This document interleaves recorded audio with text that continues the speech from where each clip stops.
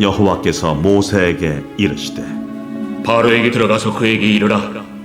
히브리 사람의 하나님 여호와께서 말씀하시기를 내 백성을 보내라. 그들이 나를 섬길 것이니라. 내가 만일 보내기를 거절하고 억지로 잡아두면 여호와의 손이 들에 있는 네 가축 곧 말과 나귀와 낙타와 소와 양에게 더하리니 심한 돌림병이 있을 것이며 여호와가 이스라엘의 가축과 애굽의 가축을 구별하리니 이스라엘 자손에게 속한 것은 하나도 죽지 아니하리라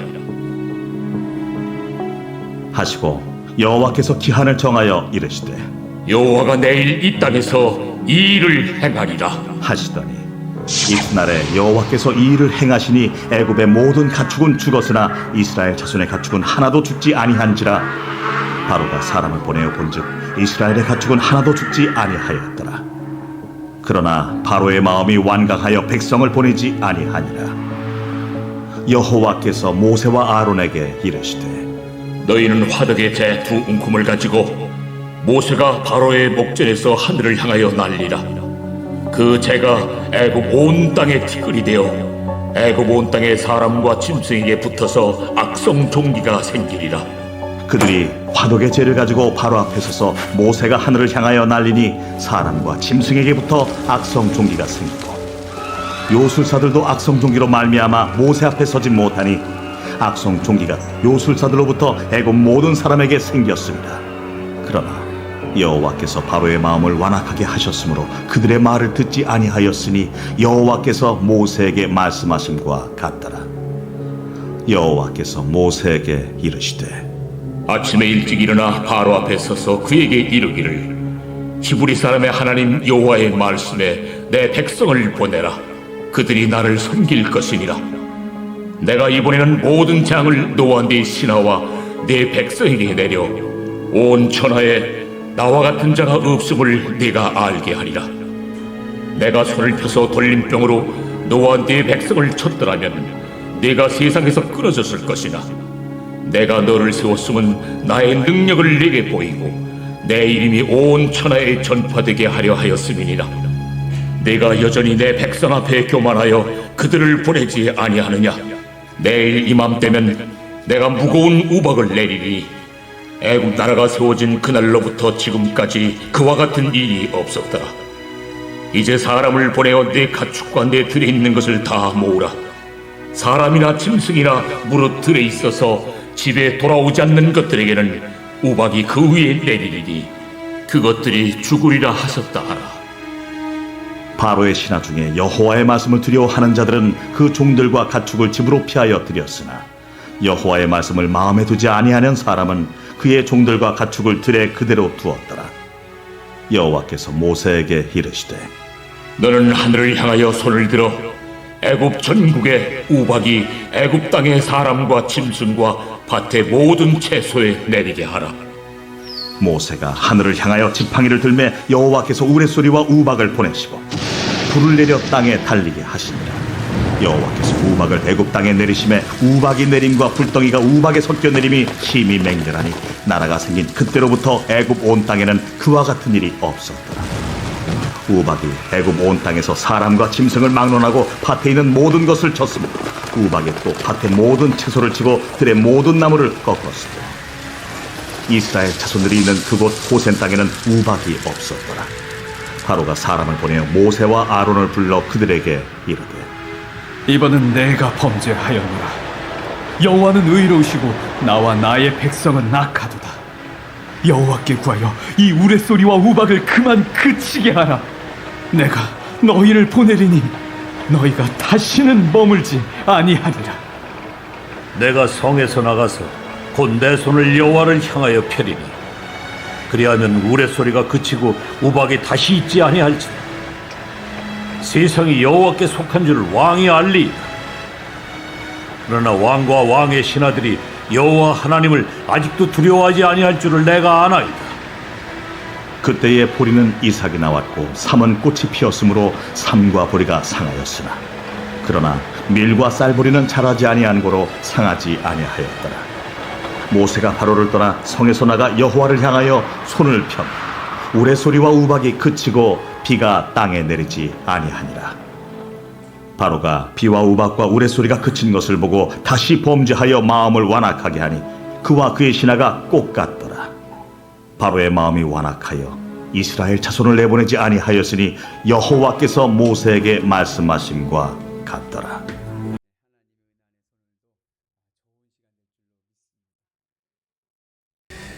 오늘 이제 말씀은 새 재앙이에요. 시리즈 새 재앙식, 한 장에 새 재앙식이 나오는데 5번째, 6번째, 7번째 재앙입니다. 근데 5번째 재앙은 뭐냐면은 전염병이 난 거예요. 가축 전염병. 여러분, 예전에는 은행이 없잖아요.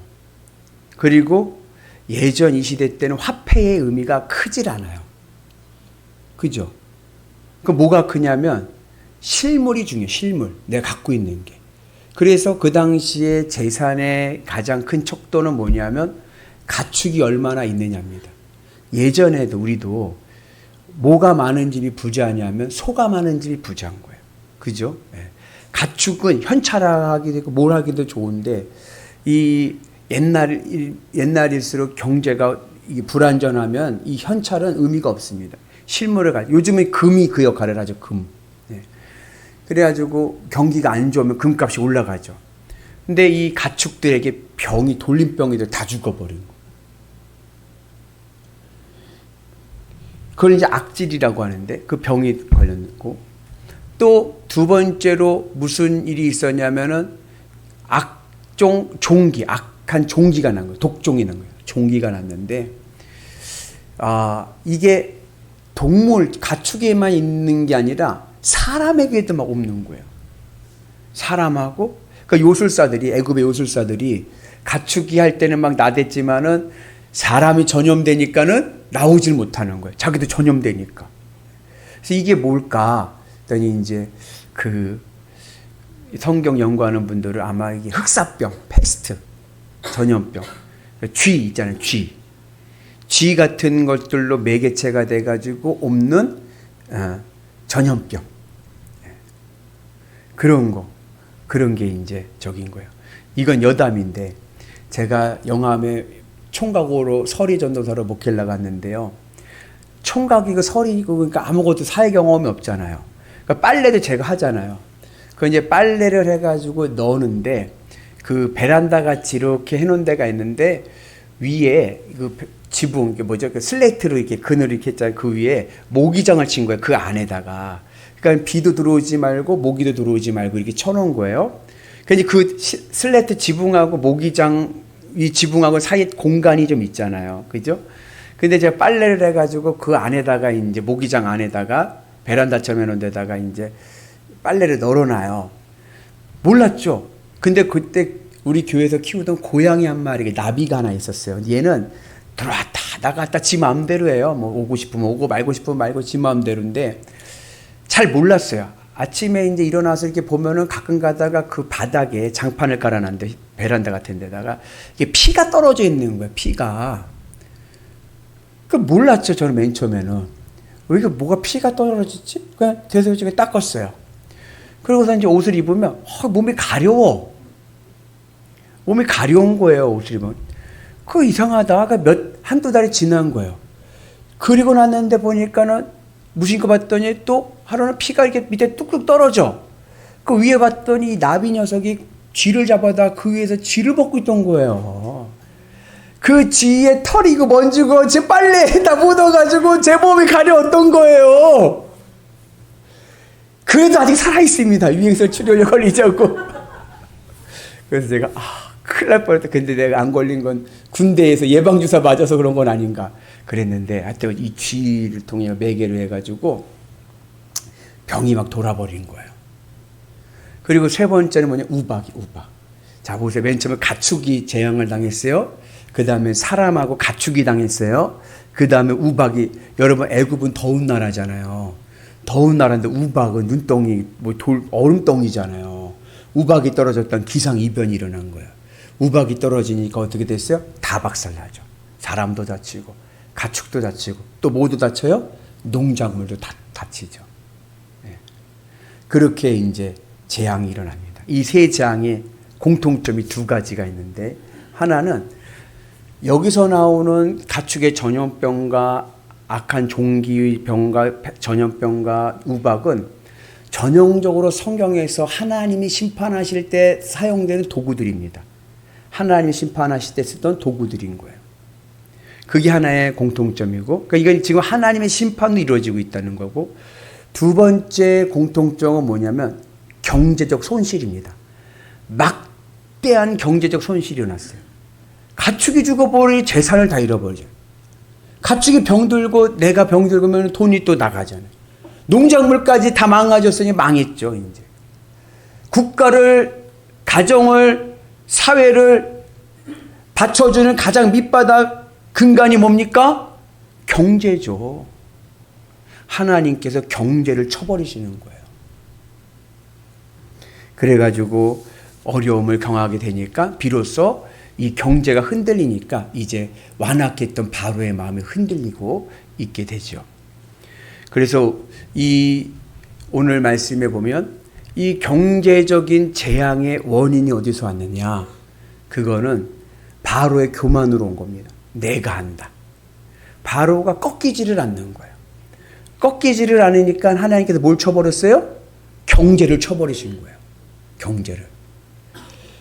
그러니까는 바로가 이제서야 조금 꺾이는 거예요. 우리가 은연중에 어떠한 문제가 터지면 그걸 뭐로 해결하려고 하냐면 돈으로 해결하려고 할 때가 있어요. 특별히 돈 많으신 분들은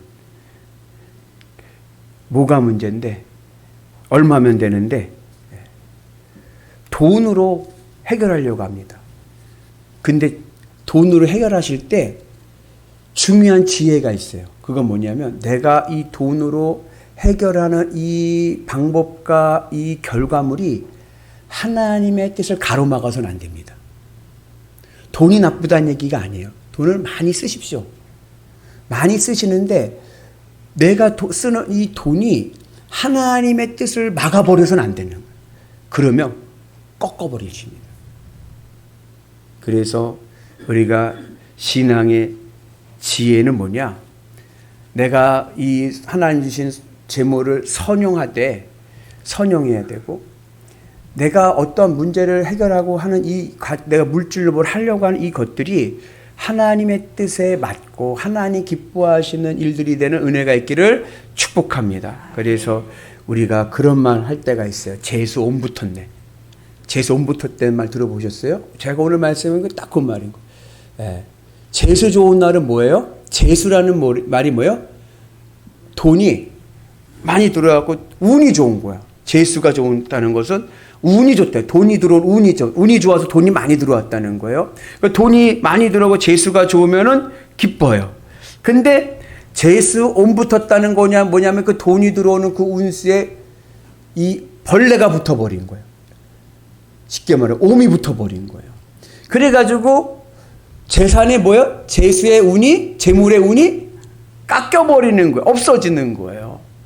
그래서 저는 여러분들이 재수 온 붙지 마시고 날마다 형통한 은혜가 있길 축복합니다. 그러기 위해서는 하나님의 뜻에 거스리는 물질 사용은 안 되고 돈으로 내 인생의 모든 것을 해결하려고 하는 교만한 마음을 내려놔야 되고 하나님이 사용하시는데 귀하게 선용된 은혜가 있길 축복합니다. 그래서 돈도 살아있는 돈이 있고 죽은 돈이 있는 거예요. 살아있는 돈은 뭐냐면 하나님의 뜻을 이루는 데 사용되는 물질은 살아있는 돈입니다. 근데 하나님의 뜻 없이 그냥 내 정욕을 채우기 위해 사용하는 돈은 죽은 돈입니다. 바라긴 여러분들의 물질 사용이 살아있는 돈 되기를 주의 이름으로 축복합니다. 그래서 여러분 예수님께서 마태복음 18장에서 천국의 가치를 말씀해요. 천국이 얼마냐? 여러분 천국이 얼마일 것 같아요? 돈으로 환산할 때 예수님께서 비유로 말씀할 때 천국의 가치와 이 땅의 이 세상의 가치를 예수님께서 돈으로 비유하신 거예요. 비유하실 때 천국의 가치는 얼마냐? 1만 달란트입니다. 1만 달란트. 왜냐하면 유대의 사회에서는 다윗은 천천히요? 아니 뭐죠? 사울은 천천히요? 다윗은 만만이라. 그죠? 만이라는 숫자는 가장 큰 수입니다. 유대 사회에서 생각할 때 우리는 가장 큰 수를 얼마라고 그래요? 뭐라고 그래요? 얼마큼 돈 많은 거 뭐라고 그래요? 하늘 땅만큼 있다 그러지 않나요? 그죠? 막 이렇게 많다고 하죠. 그때 쓸 때 사용되는 게 만이에요, 만. 1만 달란트라는 것을 하나님께서는 이 세상 모든 가치를 모은 것보다도 천국의 의미가 있는 거예요. 밭에서 일하다가 보물을 발견했다고 하면 그 밭 어떻게 하겠습니까? 내가 다 팔아서 그거 사죠. 하나님의 나라가 정말 실제하고 있다는 것을 내가 믿는다면, 영원한 하나님의 나라를 내가 믿는다면 지금 내가 가지고 있는 거 그거 다 팔아서 그거 사죠. 그게 지혜로운 거 아닙니까? 그래서 천국의 가치가 얼마냐? 1만 달란트다. 그걸 1만 달란트를 또 이거 문자로 해봐가지고 또 환산해서 요즘 시세로 또 환율을 계산했더니 얼마냐? 15조 원입니다. 와, 아무도 안 들어요. 15조 원, 15조 원. 하늘 천국의 가치는 얼마냐? 15조입니다. 우리말은 문자대로 15조 원. 그러면 이 땅의 가치는 얼마냐? 이 땅의 가치는 100데나리온입니다. 예수님 비유하실 때 한 게 100데나리온이 얼마냐? 1000만 원이에요. 1000만 원. 여러분 15조 원을 선택하시겠습니까? 1000만 원을 선택하시겠습니까? 저 같으면요, 그냥 1000만 원 좀 손해 보더라도 15조 갖겠습니다. 안 그럴까요? 어리석지 않은 사람 외에는 1000만 원 내가 좀 살다가 좀 손해 볼 수 있어. 그러나 나에게 15조가 오는데 그거 못 참을까요?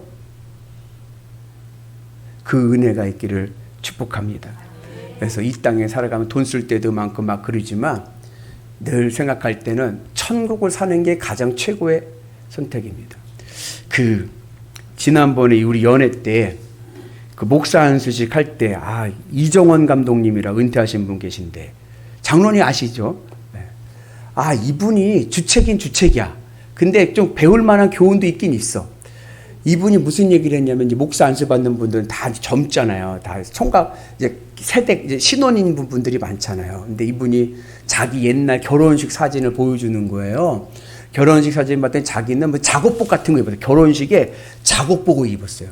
왜 작업복 입었냐 했더니 자기가 야학을 했대. 애들 공부하느라고 돈이 없어서, 양복을 맞출 돈이 없어서 작업복을 입었대요. 그리고 부인은 저거예요. 간호장교신데 그분도 그냥 머리에 뭐가 썼지, 옷도 그냥 드레스가 아닌 거예요. 한복 같은 건 같아. 뭐 그런 거에 입었어요. 그러면서 그거 보여주시면서 자기들이 어렵게 시작했다는 걸 얘기해 주는 거죠. 야학하던 거기서 결혼한 거예요. 근데 그 결혼할 때 자기는 돈이 하나도 없었고, 처갓집에서 장인 장모님이 결혼 혼수하라고 뭐 모두 사고 모두 사라, 살림살 사라고 돈을 얼마 주셨대요. 근데 그 돈을 가지고 그 돈을 쓴 게 아니라 그 돈을 가지고 땅을 샀대. 네?